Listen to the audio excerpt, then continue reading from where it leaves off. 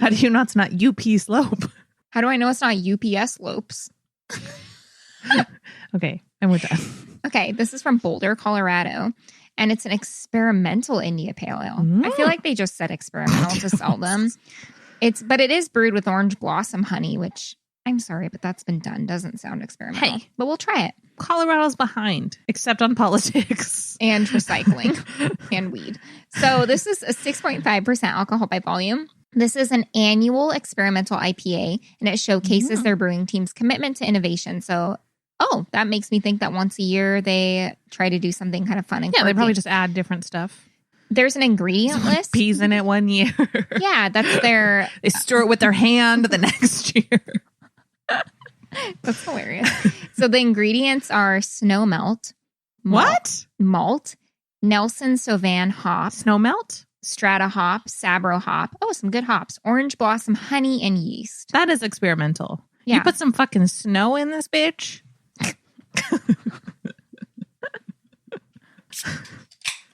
Okay, smell this.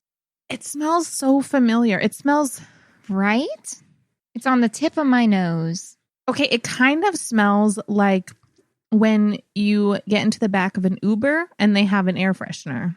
Like it smells good and bad at the same time. You know what I mean? Yeah, that's not what I'm getting, but I do understand. I like it. It falls a little flat for me, but the ending. I like the hoppy bitterness, and this falls very flat at the end, but the aftertaste is weird. Okay, this is a really weird description, but I like the dry hoppy where you take a sip and your mouth almost feels a little dry. This is not like that. When I take a sip of this, my tongue almost feels really wet. It's a very wet liquid. This is the most wet of liquids. It's hard to describe. I don't hate it. It's experimental. There's something about it in the sinuses for me. I don't know what it is. It's absolutely the snow that they've used. I wonder, though, if they put like 1 cup of snow in the whole thing. Or like, there's snow in it. I mean, probably. I would do that. Oh, I get to sit back and listen now. I've had too much beer for this. It's going to be. Oh, yeah. So our patrons have asked us to do a quote unquote drunk history episode on our Patreon exclusives because if you're a $5 and up per month subscriber, bless you, child, we have an exclusive full length episode for you. Anyway, so they've been asking for a drunk one. You know what? And that'd be really fun to do. We can. When? After I move. So I move August 1st. And we can never do drunk episodes because one of us has to be responsible and drive home. It's me. It's required to drive. When I move, we could do August or September, and then oh my god, it's almost fall. Yeah, we will plan it. Yeah. All right. I'm going to talk about a case in Australia that every article I read said it was like one of the most famous mysteries in Australia. And so if you're from Australia and you know this, let me know if I'm right. So I'm telling you about the Rack Man. I've never heard of it. I hadn't either. My sources are an article by Brent Swanser from Mysterious Universe, unsolvedtruecrime.com, an article by Dolly Stoys for Strange Remains, an article by Nathan Jolly for news.com.au, and the Australian Missing Persons Register. So it was a sunny day off of the Hawkesbury River. And if I'm saying that incorrectly, I know you'll correct me. I think it's... Sorry. Crikey, Hawkesbury River. So it was a sunny day off of Hawkesbury River, and that's just north of Sydney. So this is a very large river. Well, it's a huge river, actually. It's a main tributary to the sea, and it runs for 75 miles or 120 kilometers. So it's quite long. It was August 11th of 1994. And a fisherman named Neil Peterson was happy because not only was it a sunny day, but the weather was calm and it was a clear day. Which I was like, well, August 11th, duh, it's sunny. But then I remembered that their seasons are reversed from the U.S. So August would be winter. So and he was nice. It was a sunny day. Yeah. He felt good about it. Duh, what are you grateful for? Yeah, I'm like, stop. The sunny day in the summer, you bitch. You little bitch. Like, you're so grateful for the sun when it's supposed to be sunny. That was kind of dickish of me. I'm like, what? Come on. Bitch. You like the sunshine and sun. Why don't you get your sprinkler out, you little... Why is that so funny? You little bitch. You like Otter Pops when it's hot? You will.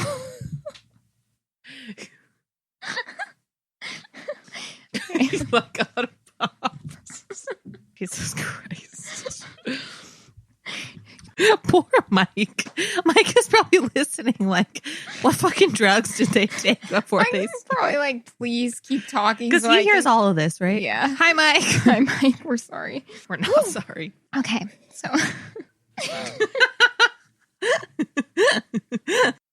Oh my God. Okay. August is a sunny day. This fisherman is happy. Okay. Go ahead.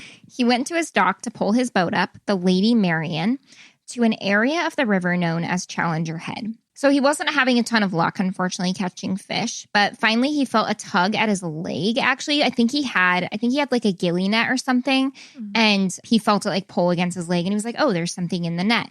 And so he went to the net, and he thought he must have a ton of fish. He was...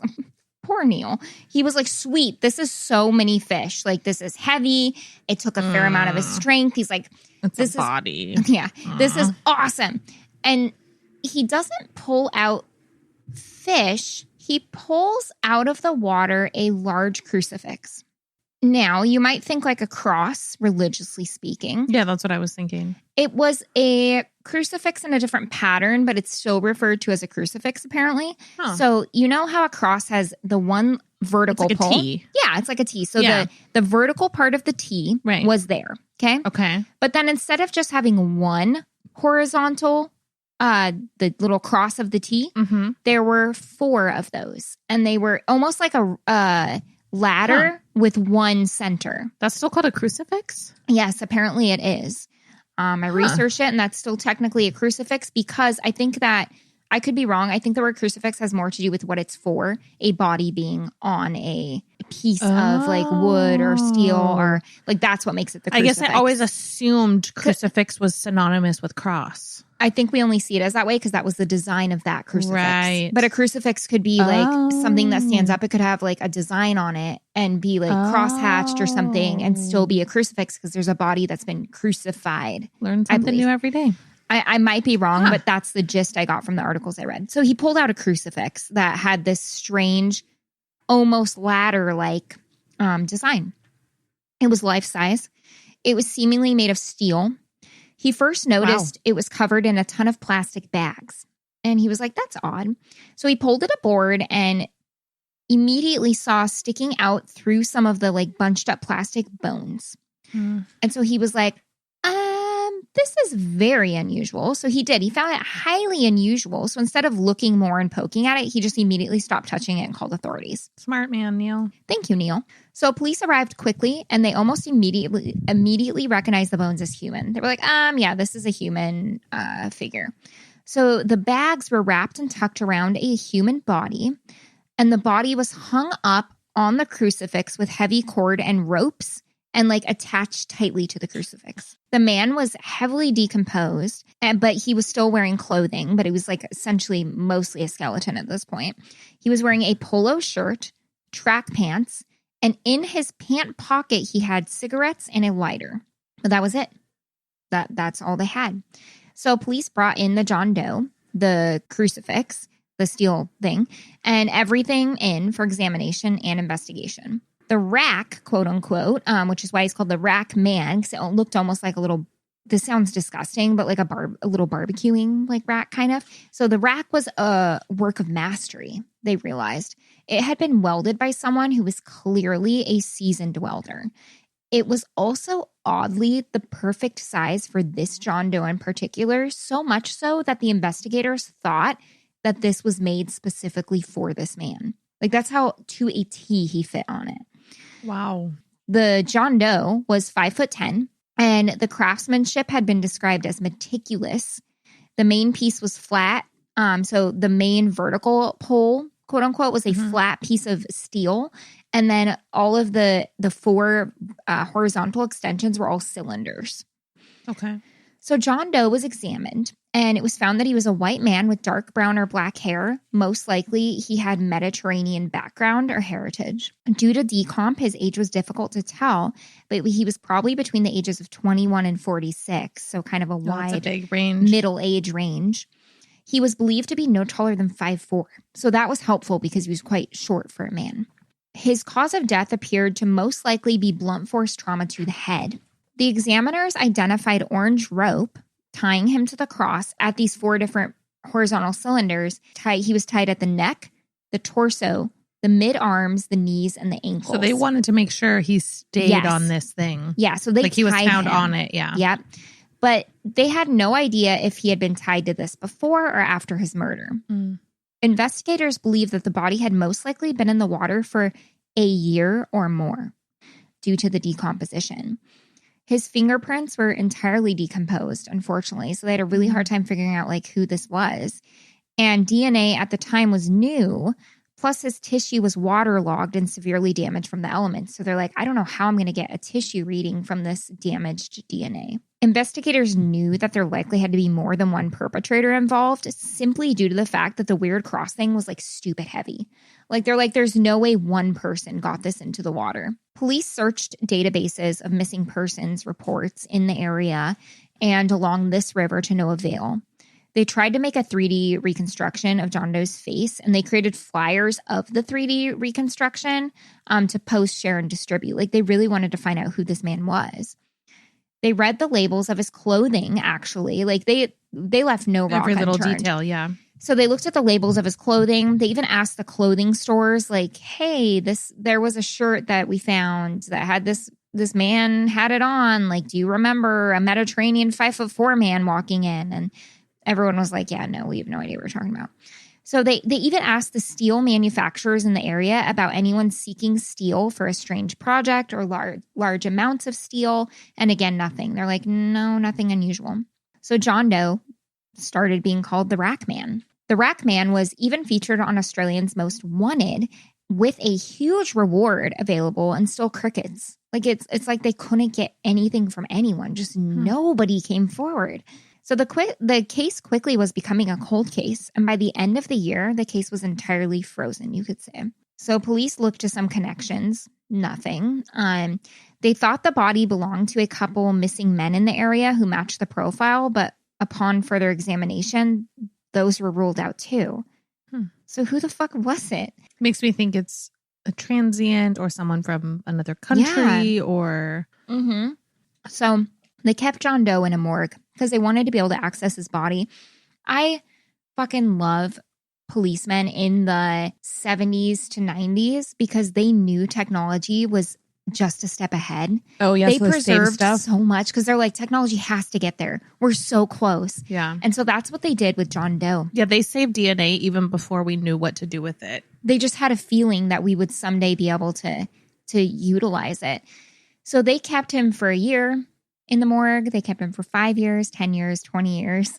They kept him for 24 years. Wow. In the morgue, frozen, waiting for science to catch up with what police and investigators knew we'd eventually have. The case was cold for most of that time. And in the morgue, he had a tag on him that said unknown human remains, Patonga case E48293, which I find interesting because you never hear about like those details. I'm like, he was there with this tag, unknown person, case so-and-so. Like they really wanted to find him or find his identity. 24 years after Neil found him, the fisherman, they finally caught a break. The investigators did. Shit. So Deputy State Coroner Paul McMahon. Paul Holes? Paul Holes, was this you? Paul McMahon. This is Paul Holes' cousin. No, it's not. It's not. It's his what are the Australian doppelganger? You know how you have like sister cities? This is his sister detective. Yeah, I don't know if you knew this, but we have sister people. Yeah. Yeah. Paul Holes, we found yours. Yeah, next time we chat. If you don't know who Paul Holes is, get the fuck out of here. I'm just kidding. Keep listening and Google Paul Holes. Yeah. Don't get the fuck out. No. Leave us a review and then get out. I'm just kidding. Cut all of that. So, due to advances in DNA technology, John Doe was identified. Shit. He was 36-year-old Mac Tansevsky from Sydney, Australia. So he was from the... Wow. He did have a Mediterranean background, but he grew up. Yeah. He was born and... Well, I think he was born. He was like Australian. Yeah. So they reopened the case because they now knew he was Max Tansevsky. So they reopened the case with new investigators because 24 years later. And the biggest clue that they needed was there, his identity. So they learned that Max